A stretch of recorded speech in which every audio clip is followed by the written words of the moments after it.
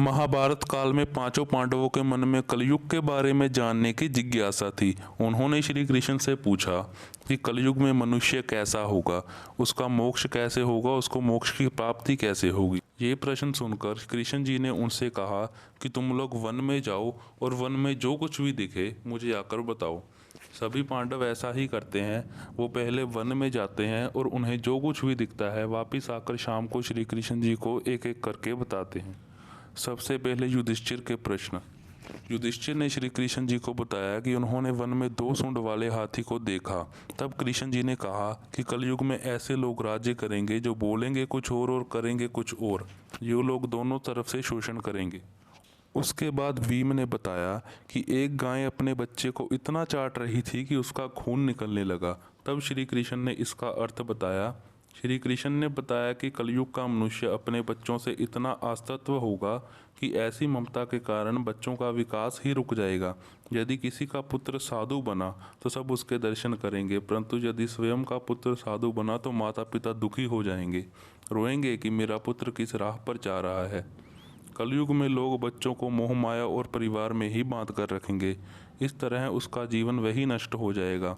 फिर कृष्ण ने कहा कि तुम्हारा पुत्र तुम्हारा नहीं बल्कि तुम्हारी पत्नियों की अमानत है। इस तरह भीमसेन के बाद अर्जुन ने बताया कि उसने एक पक्षी को देखा जिसके पंख पर वेदों की रचनाएं लिखी हुई थी, परंतु वो एक मनुष्य का मांस खा रहा था। यह देखकर मैं हैरान हो गया। तब श्री कृष्ण ने बताया कि कलयुग में ऐसे लोगों का वास होगा जो कहने को तो विद्वान कहलाएंगे कि तो उनकी मंशा यही होगी कि किसी की जल्दी मृत्यु हो जाए और उसकी संपत्ति मुझे मिल जाए। व्यक्ति का ओहदा चाहे कितना भी बड़ा क्यों ना हो, किंतु उसकी दृष्टि दूसरों की संपत्ति पर ही होगी। फिर नकुल ने श्री कृष्ण जी को वन के बारे में बताया। नकुल ने कहा कि मैंने देखा कि एक बारी चट्टान पर्वतों से गिरी और बड़े बड़े वृक्ष भी उसे ना रोक पाए, परंतु एक छोटे से पौधे से टकराकर वह चट्टान वहीं रुक गई। तब इसका अर्थ बताते हुए श्री कृष्ण ने कहा कि कलयुग में मनुष्य की बुद्धि क्षीण हो जाएगी, उसका जीवन पतन होगा और इस पतन को धन या सत्ता के वृक्ष रोकने में सक्षम नहीं होंगे, किंतु हरि नाम रूपी एक छोटे से पौधे से मनुष्य का जीवन पतित होने से रुक जाएगा। हरि कीर्तन से मनुष्य की बुद्धि प्रबल होगी। उसके बाद आखिर में सहदेव के प्रश्न ने चारों भाइयों की तरह सहदेव ने भी भगवान श्री कृष्ण से वन की बात बताई। सहदेव ने बताया कि उसने वन में अनेकों कुएं देखे, जिनमें से केवल बीच का एक खाली था जो कि सबसे गहरा था। कृष्ण जी ने सहदेव को इसका अर्थ बताते हुए कहा कि कलयुग में धनी व्यक्ति अपने शौक के लिए पुत्री विवाह में, उत्सवों में, बहुतायत में धन खर्च करेंगे, परंतु यदि किसी भूखे को देखेंगे तो उसकी सहायता करने में किसी की कोई रुचि नहीं होगी।